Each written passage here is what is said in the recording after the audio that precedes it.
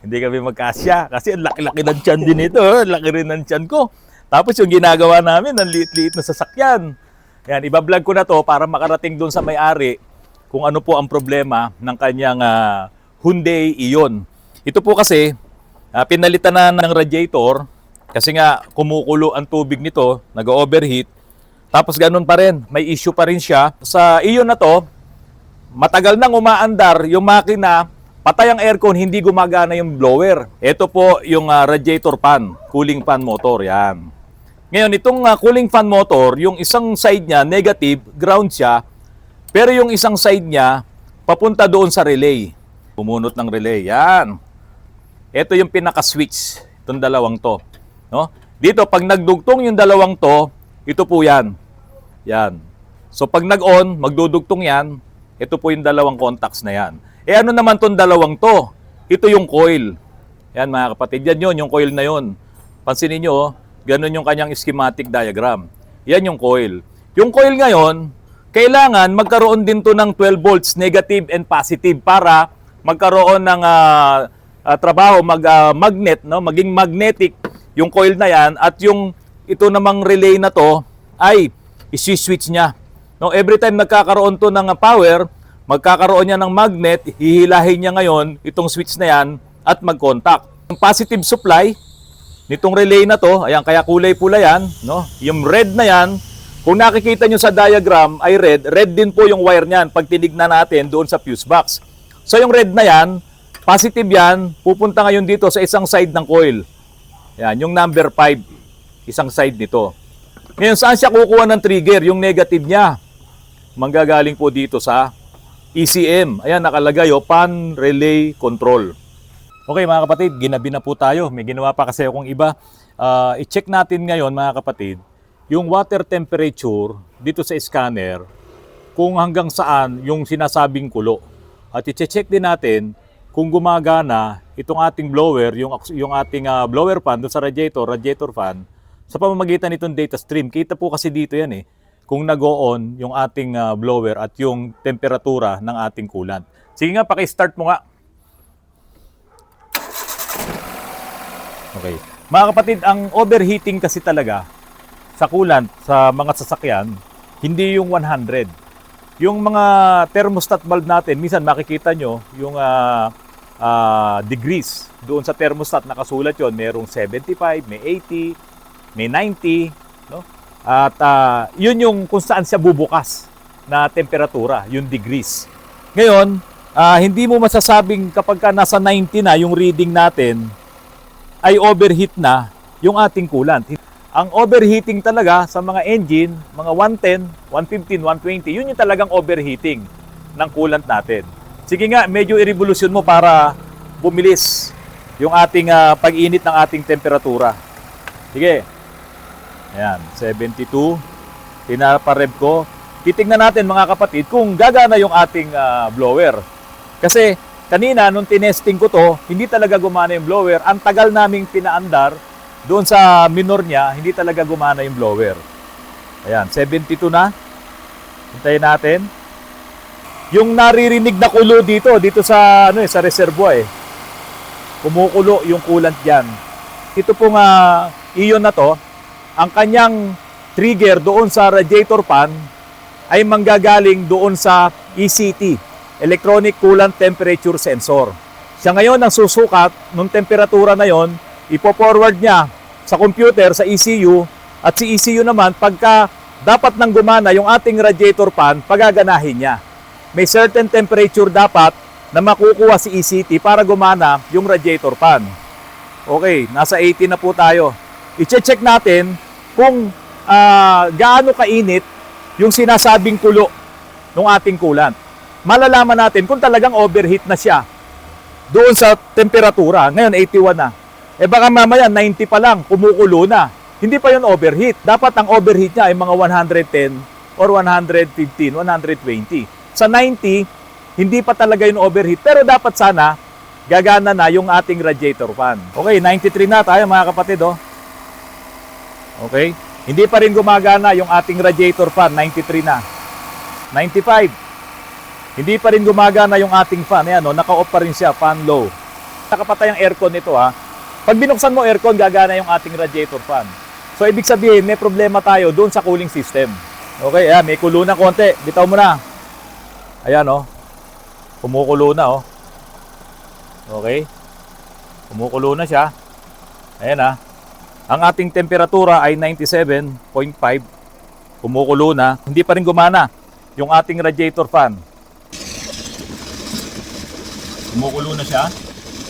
Tapos tayo ay naka 99. Gagawin natin, titingnan ngayon natin kung itong ating radiator fan, kung talagang may problema to, pagaganahin ngayon natin dito sa actuation test.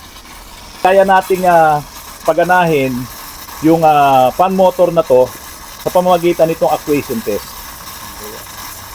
Ayan. Ayan mga kapatid, gumana na, oh. Kita nyo?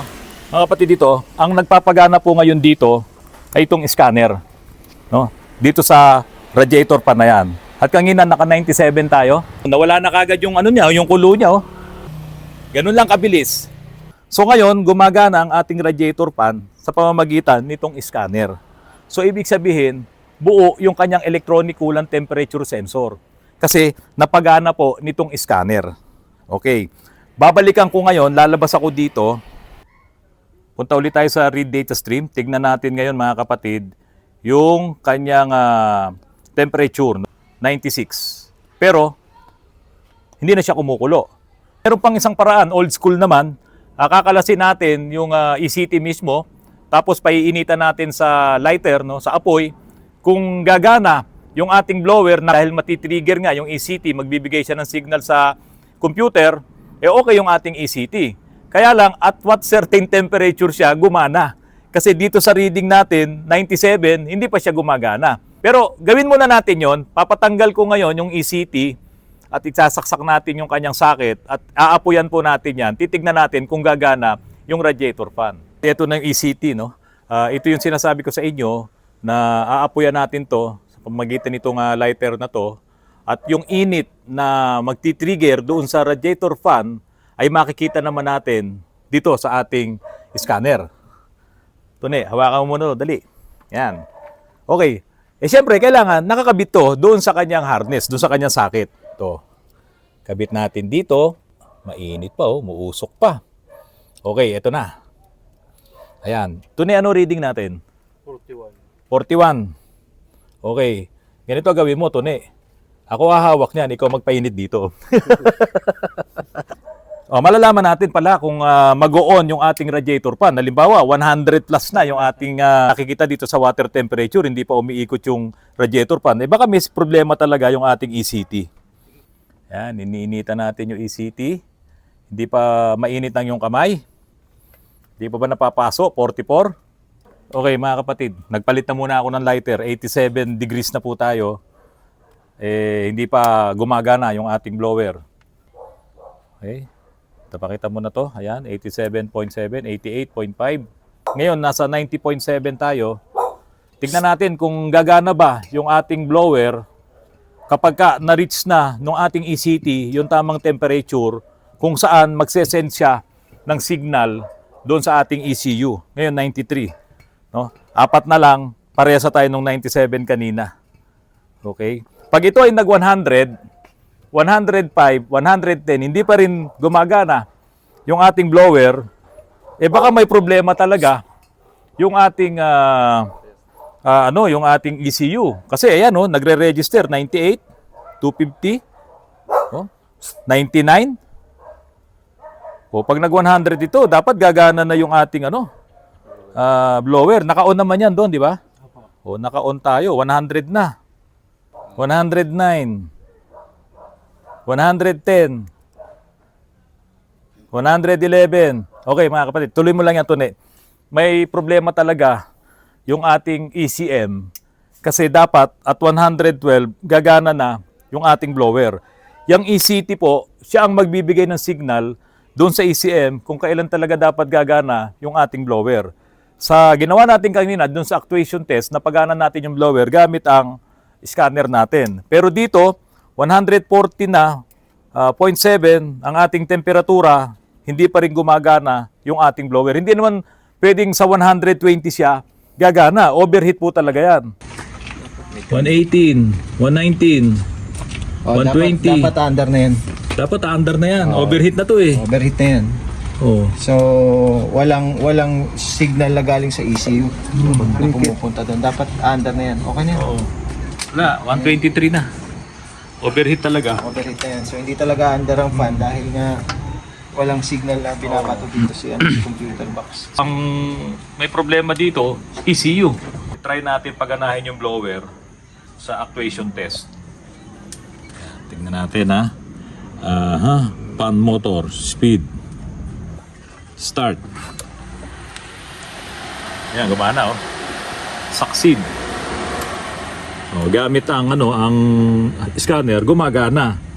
Ito ang tinitrigger din ito, yung ECU. Ang tanong, bakit hindi siya nag-trigger pag actual na mainit na mismo yung nagsisend sa kanya pero hindi niya pa Hindi pa rin niya nasi-trigger. So pwede tayong mag-trial dito, magpalit tayo ng ECT. Yun lang naman ang pwede natin palitan. Kasi yun ang pinakamura. Oo, yun ang Kasi pinakamura. susunod dyan, box neck. Box na yun. Kung talagang pwede na maremedyohan, pwede tayong gumawa. Yes. Old school na remedyo, mariremedyohan natin yan. Meron namang nabibiling mga thermo switch. Thermo switch, pwede siya. Mga electronic, yung ididikit mo lang doon sa makakalibrate naman yun. Pero this time, talagang ito, ang problema nito ay ECU. Ang init, nakakauhaw. Meron bang libreng dyan, yung chocolate, ano ba yung iniinom ko? Ha? Ano ba yun? Ito po, baby. Meron ba dyan? Uy, ba't binabaliktad nyo yan? Uy, ba't nagpatay ng Ang daya naman, uy, bibili ako. May pambili ako, uy. May pambili kami ni Glenn. Ano ba yung tinimpla mo sa akin noong isang araw? Uy! Ano ba yung tinimpla mo sa akin noong isang araw? Yung masarap na blend. Ha? Ano ba yun? Yung chocolate yun eh.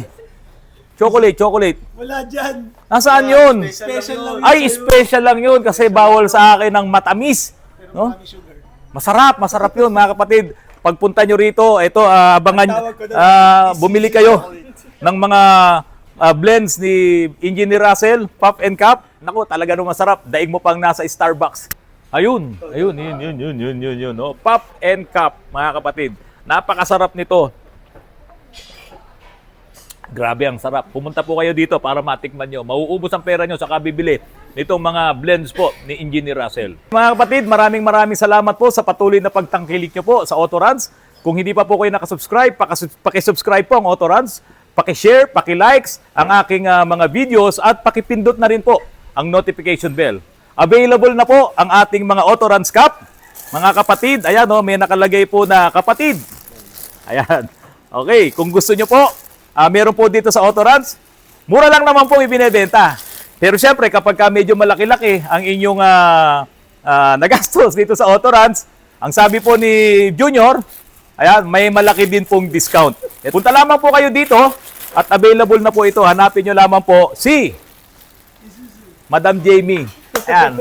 Mga kapatid, patuloy po ang inyong pagtangkilik sa aking channel. Maraming salamat po, lalo na po doon sa mga subscribers ko po na nasa Cebu. Yung attorney po, nung may-ari po ng lupa dito sa harapan ko, maraming salamat po sa inyong panonood ng aking mga vlogs. Magandang hapon po sa inyong lahat.